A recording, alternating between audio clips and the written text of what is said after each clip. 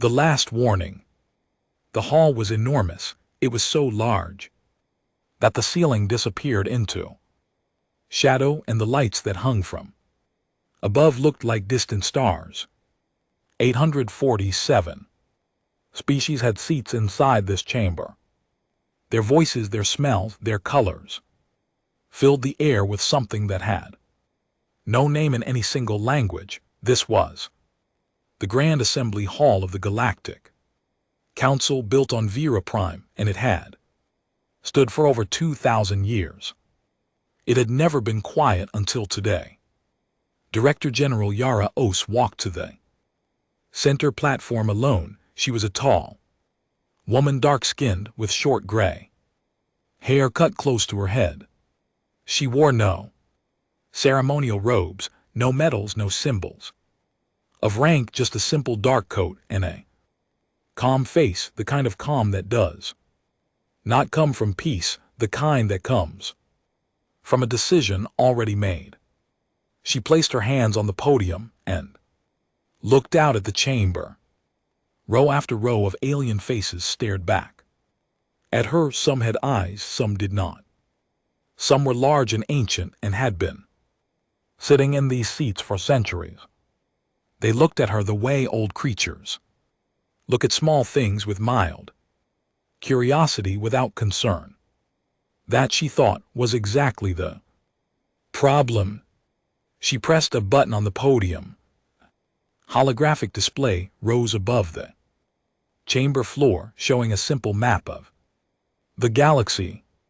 Bright lines connected thousands of star systems, trade routes, communication channels, medical supply chains, peacekeeping corridors. Almost all of them ran through or were supported by one small yellow star at the edge of the Orion arm, Earth's sun. Saw nobody in the chamber seemed to notice what that map was really showing. Yara began to speak. Her voice was even. No anger, no drama. She spoke the way person speaks when they have already cried all the tears they had long before they walked into the room. She reminded the council of 300 years of human service. She spoke about the engineers who had built the relay stations in deep space, working in the cold dark far from home. She spoke about the doctors who had traveled to dying colony worlds with no promise of return, carrying medicines and knowledge, and staying until the work was done. She spoke about the soldiers who had stood between warring species for decades, holding lines that nobody else wanted to hold, bleeding for civilizations that never learned their names. She spoke about the vote, the one that had happened 3 days ago without a single human being consulted. The Reclassification Act, a simple, clean piece of legislation passed by a majority of council members that declared humanity's solar system managed development zone. In practical terms, it meant that Earth and all her colonies would fall under council oversight. Humanity would need council approval to build new ships, to establish new settlements, to expand in any direction. They would need permission to exist in the way they had always existed, freely, restlessly, always moving forward. The justification, written in formal council language, was polite. It said humans were expanding too fast. It said their growth was destabilizing the established order. It said this was for the good of all species. What it meant was simpler. Humanity had become too big to ignore and too unpredictable to trust.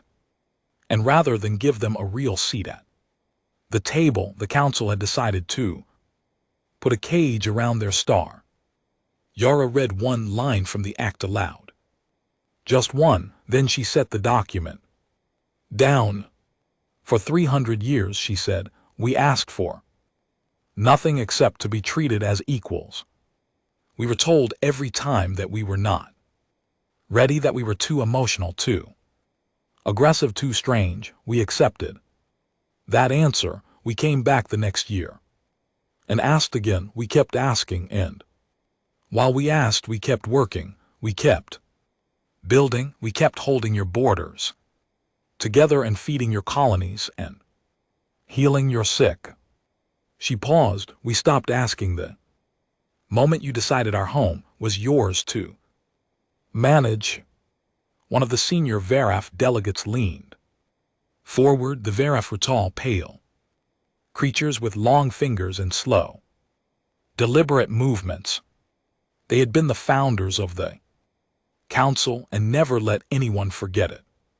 This one's name was High Delegate Arvin, and he had been sitting in this hall for longer than any human nation had existed. Director General, he said, his voice low and smooth, your feelings are understandable, but this outburst is unbecoming of a species that wishes to be taken seriously. The act is a protective measure. You should be grateful. Yara looked at him for a long moment. I am not here to argue, she said. I am here to inform. She reached into her coat and pressed a small device, the holographic map above. The chamber changed, the bright lines, all those trade routes, all those channels began to go dark one by one. Slowly at first, then faster until the galaxy on the screen looked like a city losing power during a blackout. The chamber stirred. Whispers moved through the rows like wind through tall grass. As of 600 Standard Galactic Time. Tomorrow morning, Yara said, the United Earth Sovereignty is severing all formal ties with the Galactic Council. All treaties, all agreements, all service contracts, all obligations. Every human diplomat, engineer, medic, soldier, and contractor currently operating under Council authority will stand down and come home. The whispers became noise. The noise became chaos. Hundreds of voices rose at once. Some were angry, some were laughing. The Korathi delegates, sharp-featured, quick-moving creatures who had always found humans amusing, were laughing. Loudest of all, High Delegate Arvin raised one long hand and the noise dropped slightly. You are bluffing, he said simply. Yara looked at him one more time. Her expression did not change. We have never bluffed, she said. That is something you could have learned about us if you had ever paid attention. She stepped back from the podium and walked toward the exit. Her two aides fell into step behind her. The chamber erupted again. Delegates called out. Some demanded she return. Some demanded a formal response from the human delegation. Someone near the back actually laughed. Again. Yara did not stop. She did not look back. At the door she paused for just a moment, not because she hesitated, because she wanted to feel it, the weight of a door closing. 300 years of patience ending in a single step. Then she walked through and was gone. In the same moment, in ships and stations and outposts scattered across the galaxy, hundreds of thousands of human men and women felt their personal communicators buzz once. They looked down at a single word on the screen wrapped in a standard encrypted header that their devices decoded automatically. The word was lighthouse. Below it, too, more words come home, and they did. Quietly, efficiently, without drama. They packed their things, handed over what needed to be handed over, said goodbye to the colleagues they had worked beside for years, and began the long journey back to Sol. Most of them did not explain why. The ones who were asked simply said that something had changed. Back in the Grand Assembly Hall, the Chaos continued for hours. Resolutions were drafted. Emergency sessions were called. The Veraf sent a formal diplomatic message to Earth's communication relay before the night was over. It was returned unopened. In the Council's records, the date was logged. The note attached to it was brief and bureaucratic, the way all important things are recorded by people who do not yet understand what they mean. It said, human delegation departed. Expected to return within 30 standard days. The weight of absence. The first thing that broke was the light, not literally. The stars did not go out, but the communication relays in the outer arm of the galaxy, the ones that carried trade signals, news, emergency calls, and the 1,000 other invisible threads that held civilizations together, began going dark.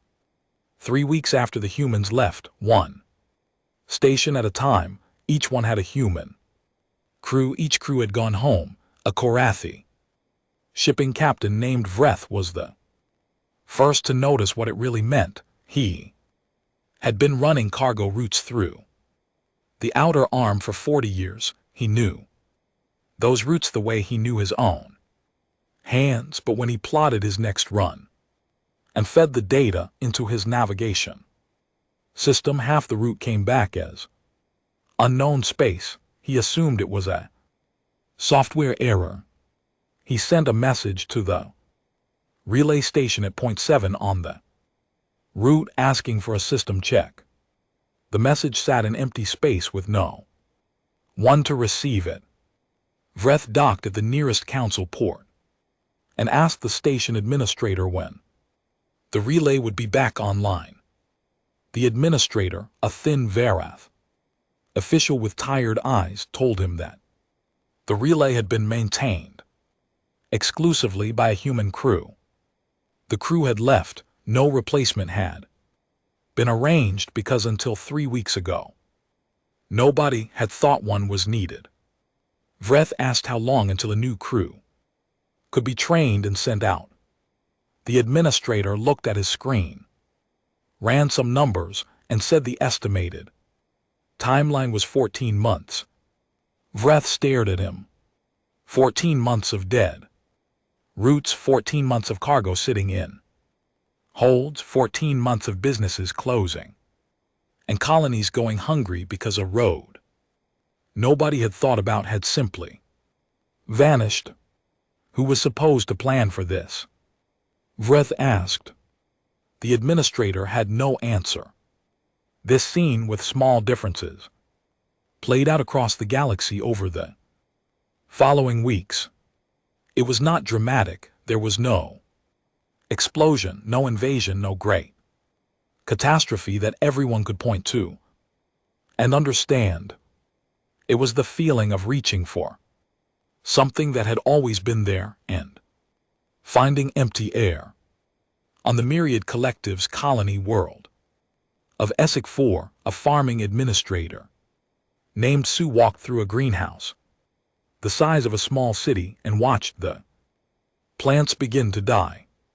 The hydroponic systems, 300 growing towers running on a water cycling algorithm that fed 2 million people, were displaying error codes that nobody on the planet understood.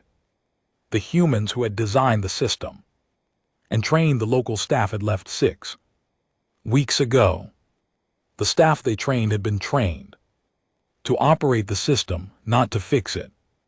When something went wrong at the root level, the error codes were in a human programming language. Sue sent an urgent request to the Council for Technical Support. The Council forwarded the request to its Engineering Bureau. The Engineering Bureau sent back a form asking her to specify which species the original contractors belonged to for routing purposes. She wrote human.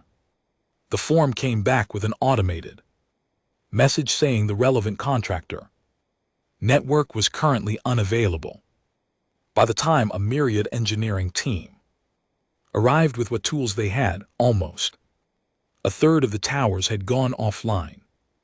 SFY began rationing food, the colony world that had been self-sufficient for 60 years because humans had taught it to be, was now asking its neighbor worlds for emergency supply shipments. Its neighbor worlds had their own problems. Far from the agricultural colonies, in the space between the Dreth Dominion and the Scar Republics, something darker was happening. That border had been one of the most dangerous places in the galaxy for 2 centuries. 2 proud, stubborn species who had fought 3 major wars and a dozen smaller ones, held apart for the last 60 years by a thin line of human peacekeepers who had no stake in either side and therefore had the patience to stand between them indefinitely. The human peacekeepers had gone home. The council had voted in their place to send a joint Varath-Karathi observation force. The observation force arrived late because the transport ships got lost when 3 relay stations went dark. When they finally reached the border, they discovered that the Dreth garrison commander and the Scar patrol leader had already exchanged fire over a boundary marker that had been disputed for years. 40 soldiers dead on each side. The observation force sent a strongly worded message to both governments, reminding them of their obligations under the Treaty of Kessel. The Dreth commander replied asking who had actually signed the Treaty of Kessel and whether those signatories were still in power and what exactly the observation force intended to do if the answer was no. The observation force requested instructions from the council. The council held an emergency session. The session lasted 3 days and produced a resolution condemning the violence and calling for restraint. By the time it was passed, the Dreth had moved 2 battalions to the border. The humans had never needed 3 days. The humans had never needed a resolution. They had simply been there, calm and steady, and their presence alone had been enough. Nobody had understood that while it was happening, it only became clear when it stopped. Back on Varath Prime, a young analyst, the Council's data bureau, was building what she called an impact map. Her name was Leth, and she was only 30 years old by Varath standards, which made her practically an infant in the eyes of her colleagues. They gave her the work because they thought it was simple, just a report, just numbers. Leth started pulling data and could not stop. Every thread she followed led to another. Human-maintained relay stations, human-designed medical protocols, human-operated logistics networks, human-staffed neutral zones, human-built agricultural systems, human-trained emergency response teams. She worked for 3 weeks without sleeping more than a few hours. When she finally submitted her report, it was 400 pages long. Her supervisor, read the executive summary, went pale, which on a Varath looked like a slow draining of color from their translucent skin, and immediately classified the document at the highest council security level. The summary said, in formal language, that between 20 and 35% of all active life support infrastructure across council-affiliated worlds depended in some direct or indirect way on human labor, human knowledge, or human-designed systems. It said the dependency had grown gradually over 3 centuries and had never been formally recognized because it had never been formally studied. It said the timeline for critical Failures if no action was taken was not years, it was months. Leth's supervisor called an emergency meeting of the senior council. He brought 2 copies of the report. He left one outside the door and walked in with the other. High Delegate Arvin read it slowly, page by page. When he was done, he set it on the table and sat very still for a long moment. The room was quiet. The other senior delegates waited. Send a diplomatic envoy to Earth, Arvin said at last. We already did, said his assistant, 3 times. All messages returned unopened. Arvin looked at the report again. What does the human phrase mean? He asked. The one they use when something is understood too late. Nobody answered for a moment. Then one of the younger aides who had studied Earth languages said quietly, closing the barn door after the horses bolted. Arvin considered this. Yes, he said that. Outside the council chambers, in the border zone between the Dreth and the Scar, the second skirmish had already begun. 3,000 people were dead before the sun set, and somewhere in the cold dark between the stars, the last human ships were crossing back into Sol space, carrying home the people who had quietly, for 300 years, been the ones keeping the lights on. Nobody had thanked them. H2 Fortress, Sol PS. From the outside, the Sol system looked quiet. No ships moved in or out. No signals crossed the boundary that humanity had drawn around their star. The communication channels that had once buzzed with traffic, cargo manifests, diplomatic messages, scientific data, the endless noise of a civilization connected to 800 others, were silent. To any ship that approached from deep space, the system looked abandoned, dark, forgotten. It was none of those things. Commander D. Young Park stood at the observation window of Jovian Station, Hera, and looked down at the gas giant.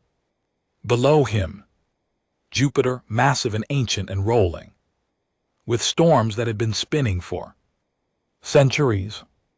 He had been born on Earth, grown up in Sol, joined the military at 18, and spent the next 30 years asking the Galactic Council for permission to protect his people.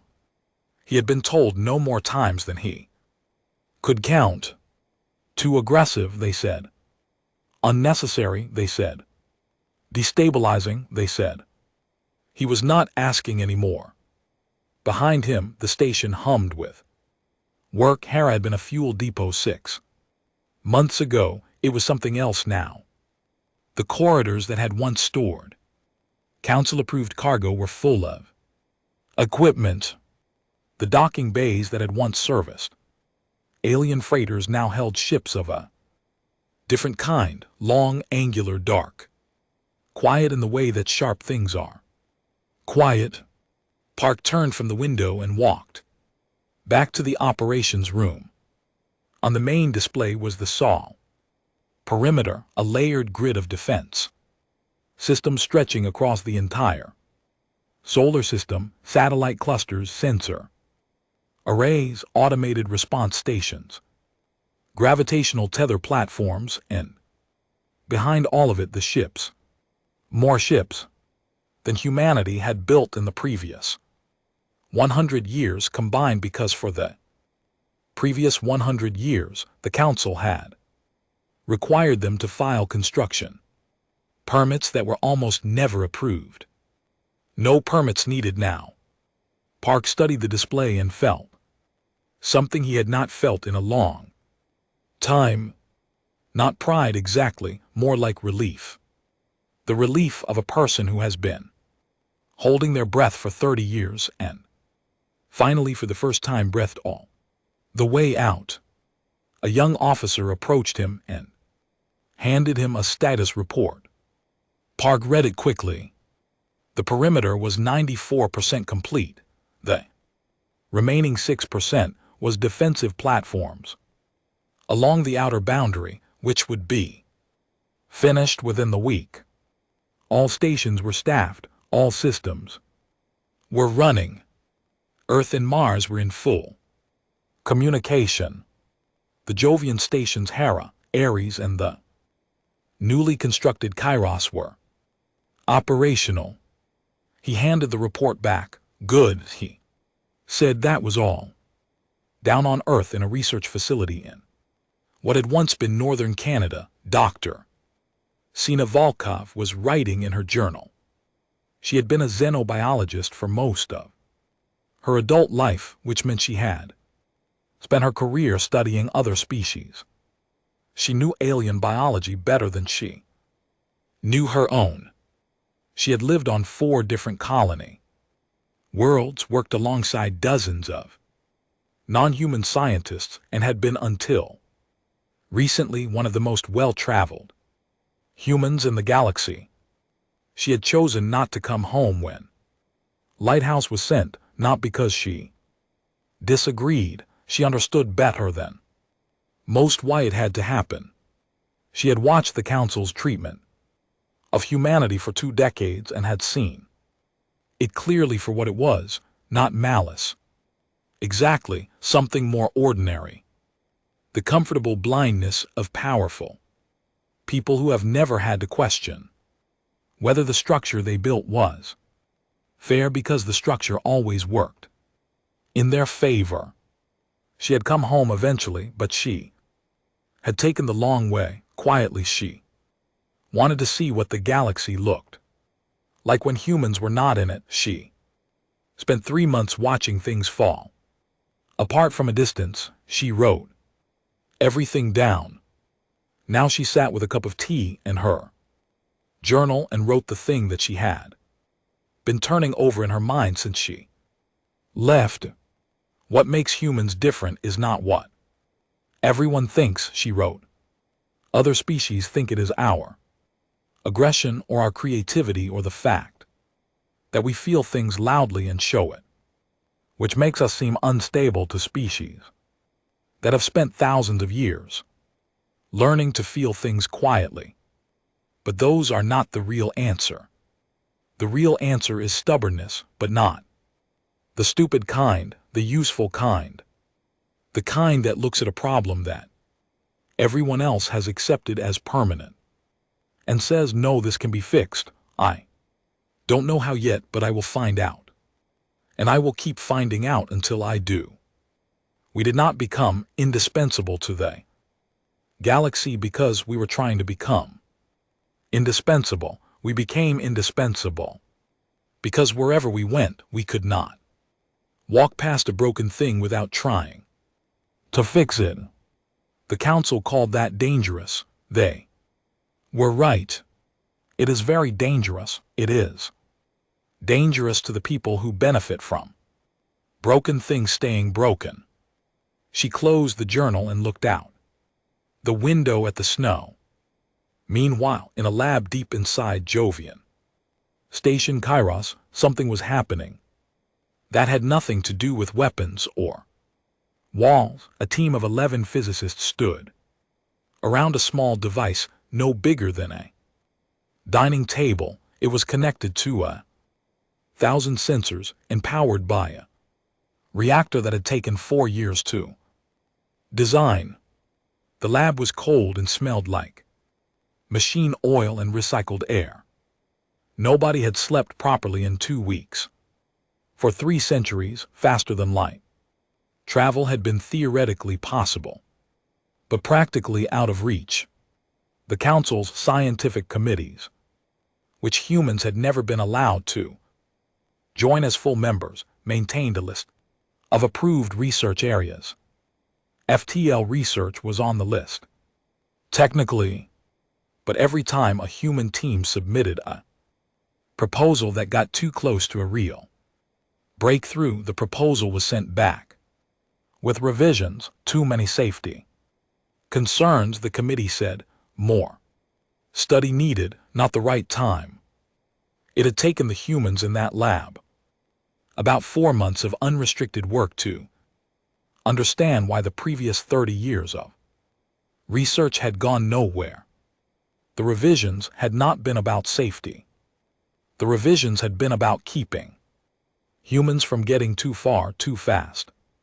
Yuki Tanaka, the lead physicist, looked at the readout on her screen. The numbers were exactly what the model predicted. All 11 of them had checked and rechecked 3 times each. She looked at the device on the table. She looked at the screen again. She said in a very quiet voice, "It worked." Nobody cheered. Nobody jumped. They all just stood there for a moment in the cold room smelling of machine oil and looked at the screen together.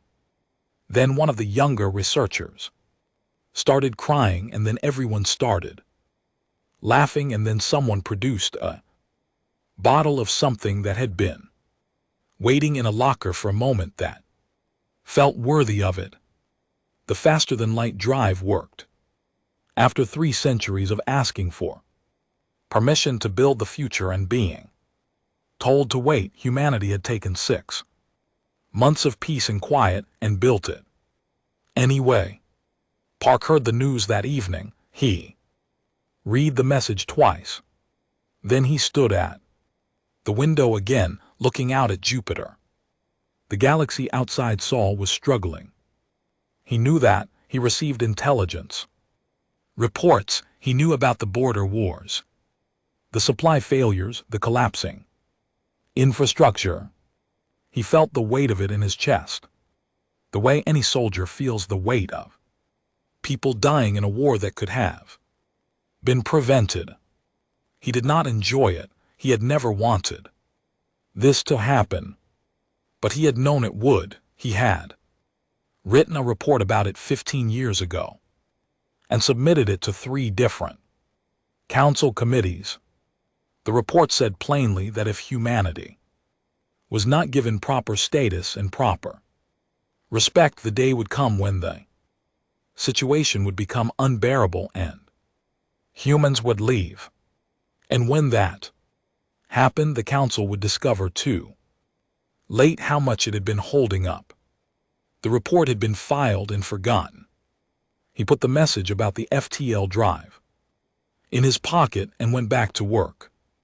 1 week later, a council warship crossed into the outer edge of Sol space. It was a large ship, heavily armed, and it broadcast a signal on all human frequencies announcing that it had come to open negotiations by direct dialogue. The signal did not ask for permission to enter, it assumed permission. Old habits. The Sol perimeter responded the way Park had designed it to respond, quietly, efficiently. The warship found itself held in place by a gravitational tether array, not damaged, not threatened, just firmly and completely stopped, like a hand placed flat on a chest. An automated message played on every channel the ship carried. The voice was calm and clear. "You have entered sovereign human space without invitation. You will not be harmed. You will be escorted to the boundary. When you are ready to speak with us as equals, you will know how to reach us." The warship was walked gently back to the edge of Sol space by 3 automated escort vessels. It was released without a scratch. Back in the operations room, an officer watched the warship depart on the long-range display. He turned to Commander Park. "No response from them, sir." Park nodded. "There will be," he said, "just not yet." He looked at the display for a moment longer. The Sol perimeter glowed quietly on the screen, a ring of light around a small yellow star. Behind it, a civilization was building something new without asking anyone's permission for the first time in 300 years. Outside, Jupiter turned slowly in the dark, and the storms that had been spinning for centuries kept spinning. Still, patient and vast and entirely unbothered by the affairs of small things. The galaxy burned slowly, the war between the Dreth Dominion and the Scar Republics had a name now. It had started with 40 dead on each side, over a boundary marker in a disputed zone. By the end of the second year after the severance, it had a name, a frontline, 300 light years long, and a casualty count that nobody in the council wanted to say out loud. The number had too many digits. It made the senior delegates uncomfortable, which was perhaps the only real thing it made them feel. The council's intervention force had arrived eventually. It was large on paper. 17 species had contributed ships and soldiers to it. But 17 species had 17 different command structures, 17 different communication systems, 17 different ideas about what words like advance and hold and immediate meant. In the human peacekeeping model, there had been one chain of command, one communication protocol, one set of rules, and the people running it had spent their careers learning how to make fast decisions in difficult places. The council's intervention force had none of that. They spent the first month arguing about who was in command. They spent the second month establishing a joint communication protocol that 3 species still refused to use. They spent the third month getting lost because their navigational relay support was incomplete. By the time they reached the front line, the Dreth had taken 2 Scar colony worlds, and the Scar had destroyed a Dreth supply depot that served 4 civilian planets.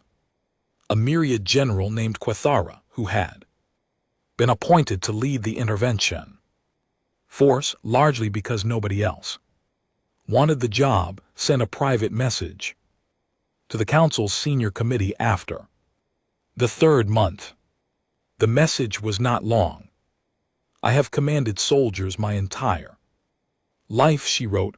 "I have never in that life been given a task and then been denied every tool required to accomplish it. This force cannot move, cannot agree, and cannot act. I require a unified command structure, functioning navigation network, and clear rules of engagement. If these are not provided, I recommend this force be dissolved before it causes more harm than the war itself." Senior committee held a session to discuss the message. The session lasted 2 days and produced a resolution thanking General Quethara for her service and reminding all member species of their obligations under the Intervention Charter. Quethara read the resolution, set it down, and went outside her command tent to look at the sky of whatever world she was on. She thought about the human peacekeepers she had worked alongside once 15 years ago during a minor border conflict in the Eastern Arm. There had been 12 of them, 12 human soldiers, a small support team, and a communications officer. They had settled that conflict in 3 weeks. No grand intervention force, no multi-species charter. They had simply walked in, talked to both sides, refused to be moved, and gradually made it clear that fighting while they were standing, there was more trouble than it was worth. She thought about the human word she had learned from them, pragmatic. She had liked that word. It meant doing what actually worked instead of what looked correct. Back on Varith Prime, the council had split into 3 clear factions, and the split was getting louder every week. The hardliners, led by High Delegate Arvin and supported by the Karathi, maintained that humanity's departure was A crisis of disobedience. Their solution was simple: force. Large enough fleet sent to Sol with a large enough threat would bring the humans back. The humans would understand the consequences of their choice and reverse it. The problem with this theory was one that several people had tried to raise with Arvin, and which he consistently dismissed. Nobody in the galaxy had ever seen inside the Sol perimeter. The humans had gone dark 2 years ago. What they had built during those 2 years was unknown. The one council warship that had tested the boundary had been stopped cold by automated systems. Not a single human crew member needed. What the inner system looked like, what weapons existed there, what the humans had built with 2 years of unrestricted work and an apparent disregard for any previous limitation, nobody knew. Arvin found this uncertainty frustrating. Other delegates found it terrifying. The pragmatists, led by the Myriad Collective and a coalition of smaller species, had a different position. They said that the hardliner approach was not just dangerous, it was stupid. The humans had not left because they were weak and afraid. They had left because they were strong enough to leave, and had finally decided they were done being treated as less threatening people like that. Did not bring them back, it only made them build a bigger wall. The pragmatists wanted to send a genuine apology, not a diplomatic message worded by committee that said sorry while meaning nothing. A real apology. Acknowledgement of what the council had taken for granted, acknowledgement of what the Reclassification Act had actually been, acknowledgement that 300 years of undervaluing a civilization had consequences, and those consequences were currently bleeding across half the galaxy. Arvin called this approach humiliating. The pragmatists said it was honest. The argument went in circles, as arguments in the council always did, and nothing was decided. The third faction, the Watchers, said almost nothing. They pulled back from the loudest debates and watched. Several of them had begun quiet internal reviews of their own civilizations, asking questions that nobody had thought to ask before. How much of what they considered theirs had actually been built by others? How many systems they depended on had been designed by people they had never properly recognized?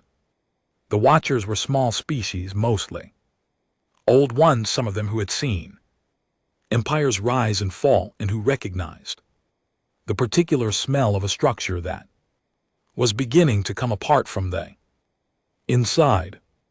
One of the Watchers was a species called the Verani. They had 12 colony worlds, a small fleet, and a reputation for keeping to themselves. Their senior delegate, an elderly woman named Thessara, who had been in the council longer than almost anyone, had said almost nothing publicly since the severance, but she had sent a private message to every species who would receive it with just 3 lines. The humans are not coming back on our terms. That time is over. The only question worth asking now is what terms they will accept from us, and whether we are humble enough to ask. Most of the hardliners ignored her. Some of the pragmatists quietly forwarded her message to others. In the Myriad Collective, a young diplomat named Savari read the message and could not stop thinking about it. Savari was not a senior diplomat. She was 26 years old in Myriad terms, which was young enough that her senior colleagues still sometimes interrupted her in meetings. She had spent 4 years posted on a mixed species station where a large part of the crew was human, and she had learned things there that no amount of formal diplomatic training could have taught her. She had learned how humans thought. She had learned how they argued and how they laughed and how they showed up every single time when something needed to be done. She had also learned what it looked like when they were angry, not the loud kind of angry, the quiet, patient kind that sets in after too many years of being dismissed. She knew with the certainty of someone who has actually spent time with the people rather than just reading reports about them, that the Council's standard approaches would not work. No resolutions, no formal delegations, no ships carrying official demands. What might work was honesty, simple, direct, unprotected honesty, not from a government, from a person.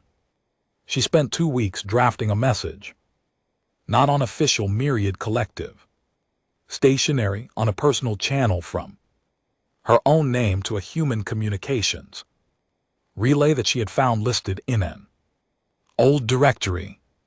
The relay might not even be active anymore. She had no way to know. She finished the message late one night and read it back to herself. It was not elegant. It was not diplomatic. It said, "I know you have no reason to trust me or anyone I am connected to. I know what was done and I know why you left. I am not speaking for the collective or the council.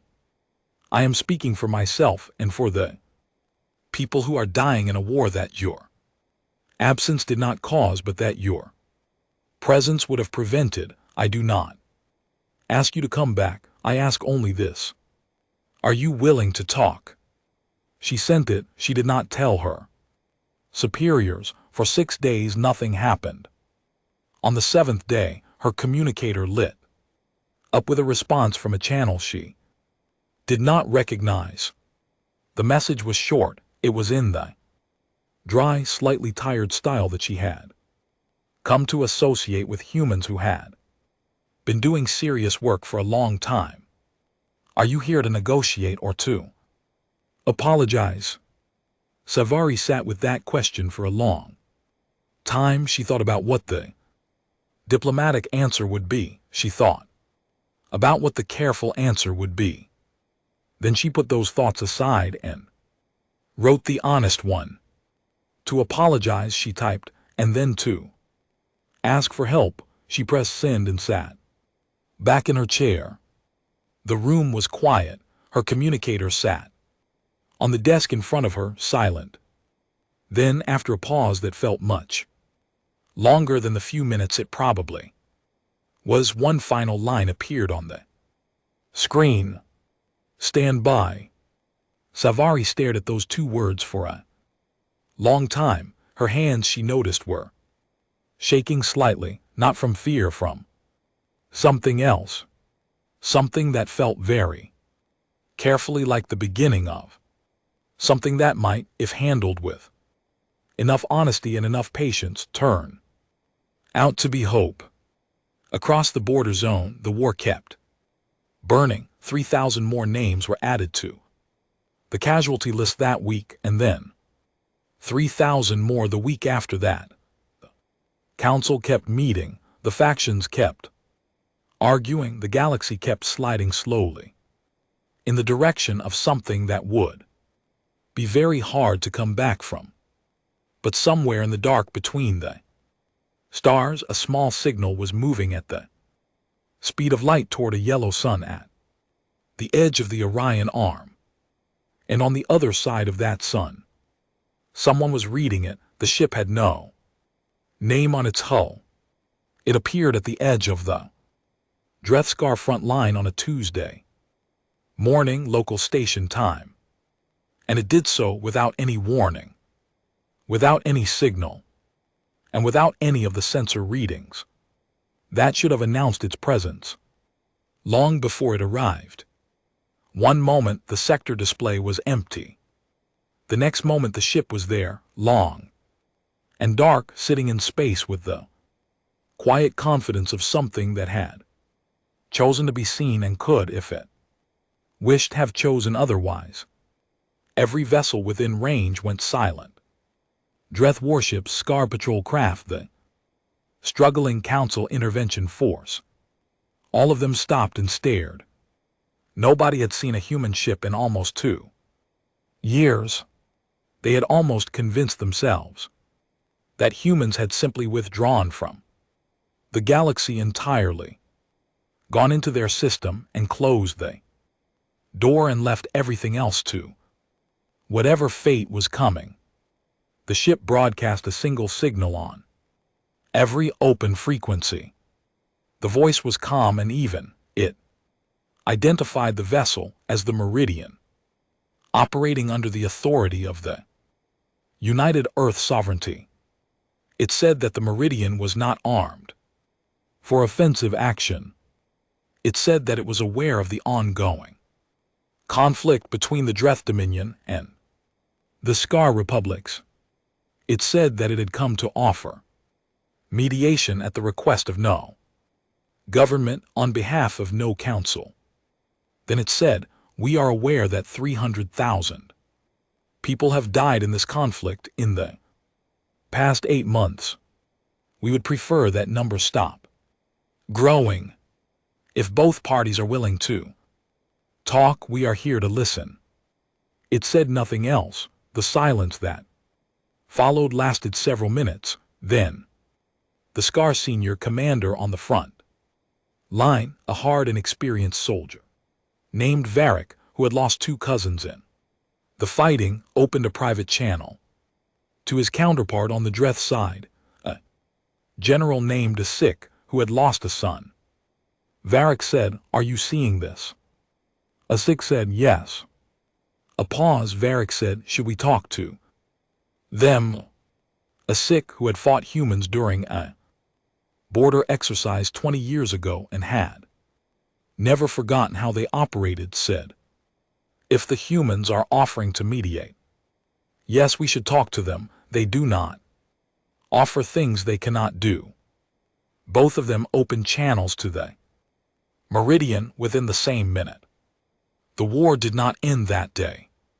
Wars do not end in a day, but it stopped getting worse, and sometimes stopping getting worse is the first and most important step toward getting better.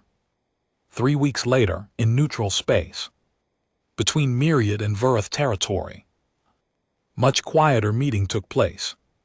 Director General Yara Os arrived on a small human transport with a crew of 4 and no security detail.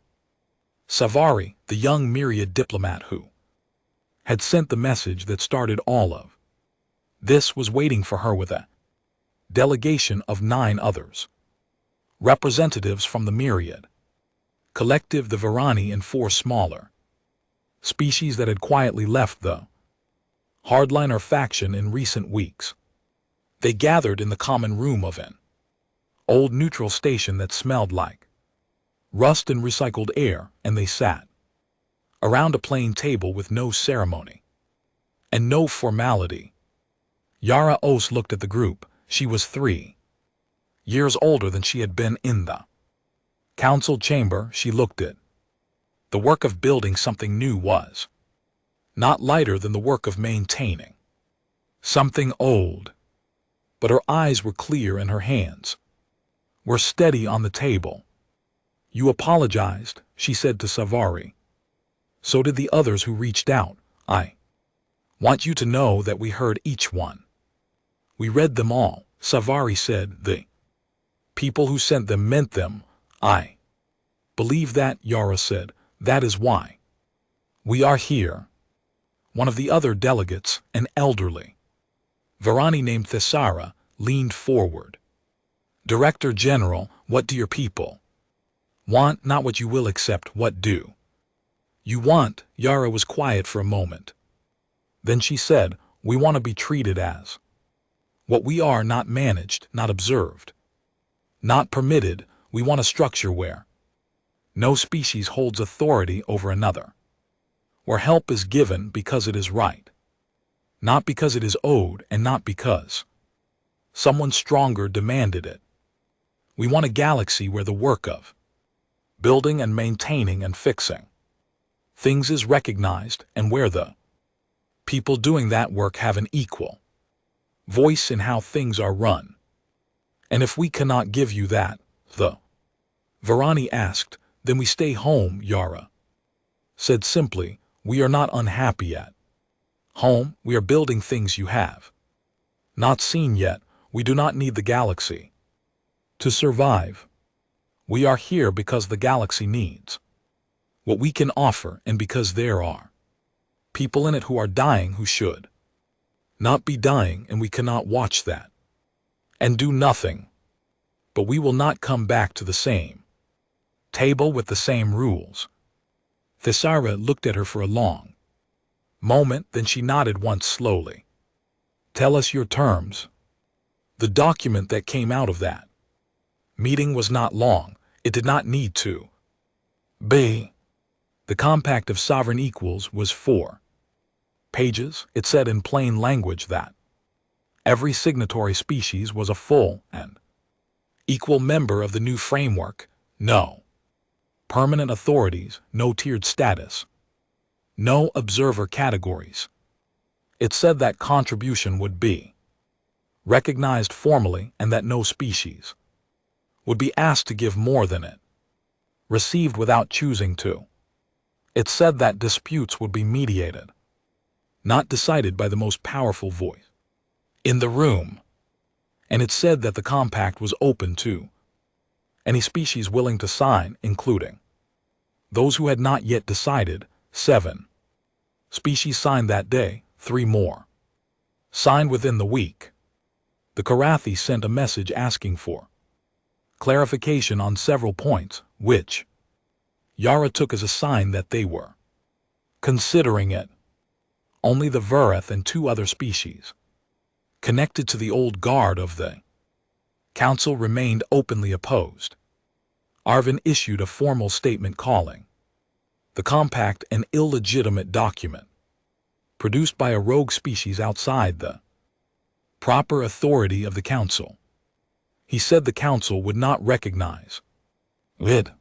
Savari, who by this point had been quietly dismissed from her official diplomatic post for going outside channels, read his statement and thought of the Verath analyst's impact report that had been classified 2 years ago. The one that said between 20 and 35% of all active life support infrastructure in council space had depended on human systems. She thought about how much of that infrastructure was still failing. She thought about Essek 4 and its dying hydroponic towers. She thought about the dead relay stations. She thought about the 300,000 people killed in a war that humans could have stopped in 3 weeks. She thought about what it meant to be powerful and wrong at the same time, and how those 2 things so often traveled together. Then she thought about the last thing that had happened at the signing meeting, the thing that had made even Thesara, who had been in diplomacy for longer than most species had been spacefaring, go quiet for a moment. After the compact was signed, Yora had placed a data chip on the table. She said it contained the full design, documents, technical specifications, and operational manual for the faster-than-light drive that human physicists had completed 11 months ago. She said it was being offered freely to every species that signed the compact. Not sold, not licensed, not traded as a bargaining chip given. One of the delegates had asked, visibly confused, why. What humans expected in return, what the exchange was. Yara had looked at her with something that was almost a smile.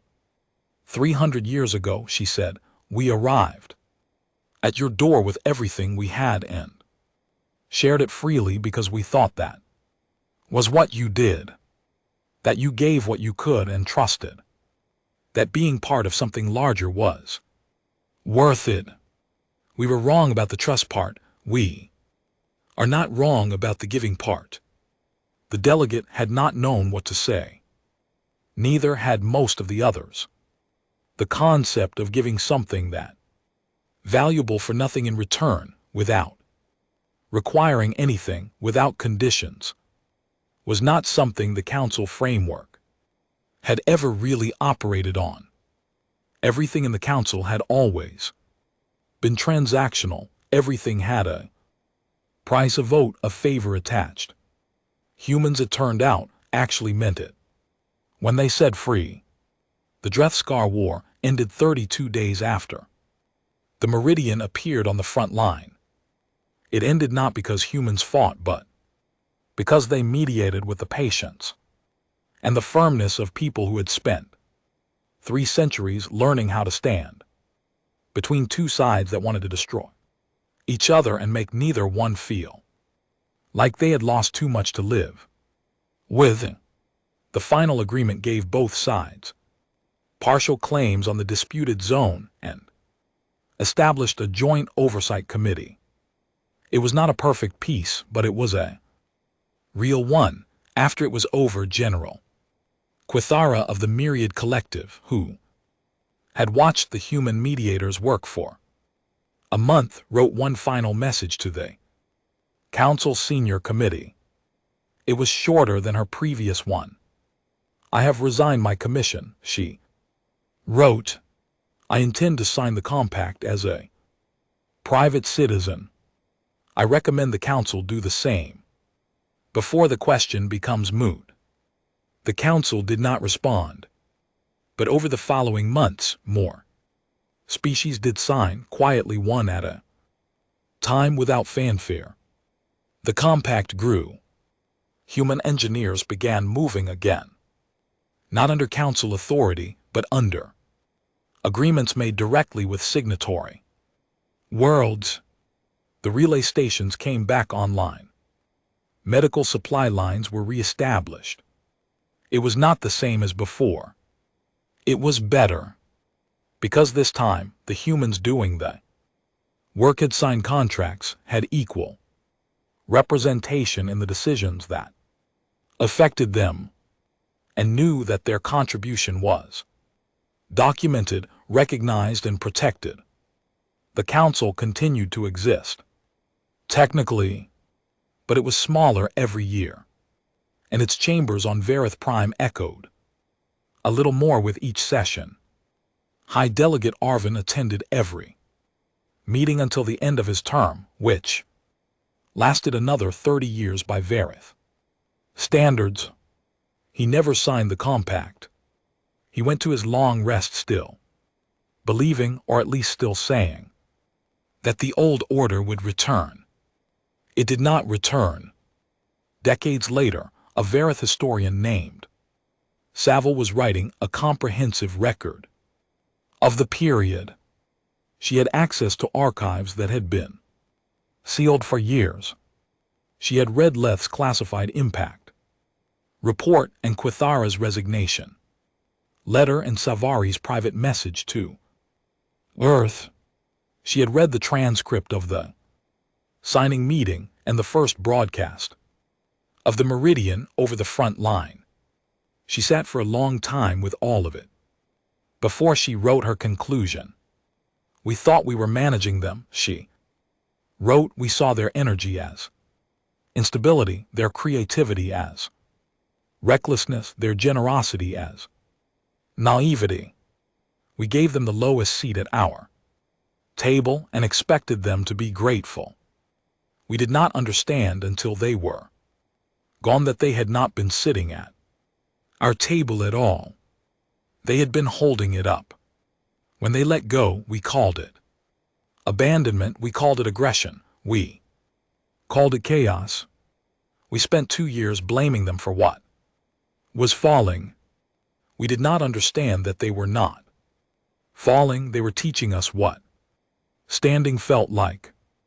The lesson was not gentle, Lessons earned by failure rarely are, but we learned it, or at least enough of us did. She read the last paragraph back to herself, then she saved the document, turned off her desk light, and sat for a moment in the quiet. Outside her window, on the streets of Vareth Prime, the city moved and breathed. Ships moved through the sky above it. Ships of a dozen species following routes that had been restored by human engineers 2 years ago and had not failed since. Somewhere beyond the sky, across the dark in the distance, a yellow star sat at the edge of the Orion arm, circled by a small blue world that had once been told it was not ready. It had been ready for a very long time. It had simply been waiting for everyone else to catch up.